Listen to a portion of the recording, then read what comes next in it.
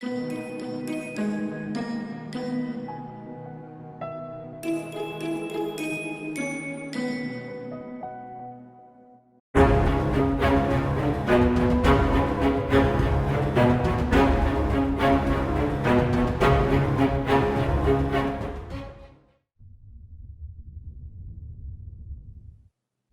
और इस्लाम दोनों ही ये सिखाते हैं कि हमारे चारों तरफ ताकतवर तारीकी कुव्वतें काम करती हैं।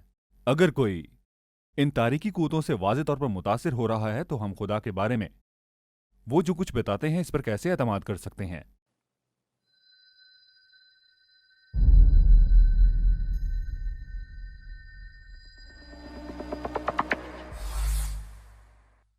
मुस्लिम ज़राए के मुताबिक जब हज़रत मोहम्मद को कोहे हिरा पर गार में पहली वही नाजिल हुई तो इनका ख्याल था कि वो शैतान के जरिए ज़ेरे साया हैं। और अगर आप पढ़ें कि मुस्लिम ज़राए इस बारे में क्या कहते हैं कि हज़रत मोहम्मद ने अपनी रोया को किस तरह हासिल किया, तो आपको समझ आ जाएगी कि उसने ऐसा क्यों सोचा कि उस पर साया है। उनके हज़रत जब्राइल के साथ मनाजरे ऐसे हैं जैसे किसी डरावनी फिल्म का मंजर हो। हज़रत मोहम्मद का चेहरा सुर्ख पड़ जाता, उनका दिल तेज धड़कता, उनकी गर्दन की रगें फूल जाती, कंधे कांपते, वो बुखार में मुब्तला हो जाते, उनके होंठ तेजी से हिलते रहते, वो अजीब आवाजें सुनते, शदीद सर्दी में भी वो पसीने से भर जाते।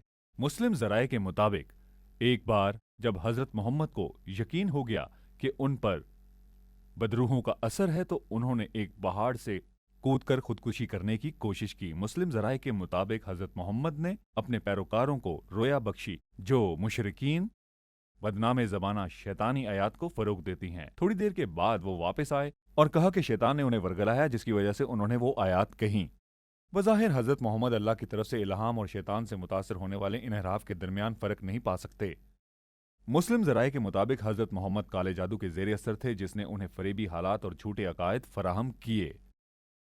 ये बहुत अहम है क्योंकि कुरान मजीद हमें बताता है कि जादू शैतानों के जरिए सिखाया जाता है। क्योंकि हज़रत मोहम्मद पर जादू का असर था इसलिए शैतान का हज़रत मोहम्मद पर कब्जा था। मैं रूहानी सतह पर किसी को नबी इस्लाम से कम काबिल एतमाद तस्वुर नहीं कर सकता हूँ। इसके बरक्स हज़रत पौलूस पर शैतानी हमलों की कोई कहानी नहीं, बल्कि शैतान हज़रत पौलूस के हमलों का निशाना बनता था।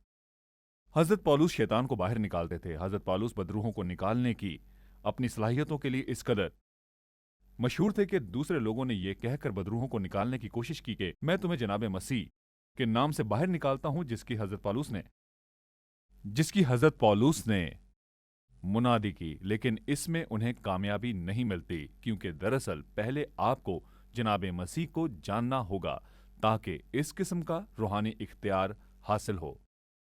लेकिन इससे यह जाहिर होता है कि हज़रत पौलूस का शैतानों पर इख्तियार गैर मसीहियों में भी जाना जाता था। तो हज़रत पौलूस शैतान पर फजीलत रखते थे और शैतान हज़रत मोहम्मद पर फजीलत रखता था। उनकी आर्जी इमलाक पर इख्तियार रखता था। तो हमें किसकी बात सुननी चाहिए? आप इस बारे में जरूर सोचिए।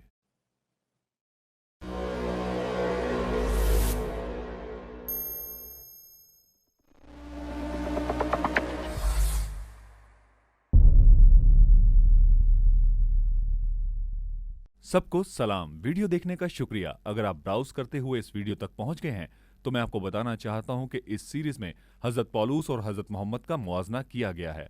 लिहाजा अगर आप पूरी सीरीज देखना चाहते हैं तो प्लेलिस्ट पर क्लिक करना मत भूलिएगा। अगर आप पहले ही प्लेलिस्ट में मौजूद हैं तो आप ये देखने वाले हैं कि जहां हज़रत पौलूस ने मुतअद्दिद मौजज़ात किए तो हज़रत मोहम्मद ने सिफर मौजज़ात किए।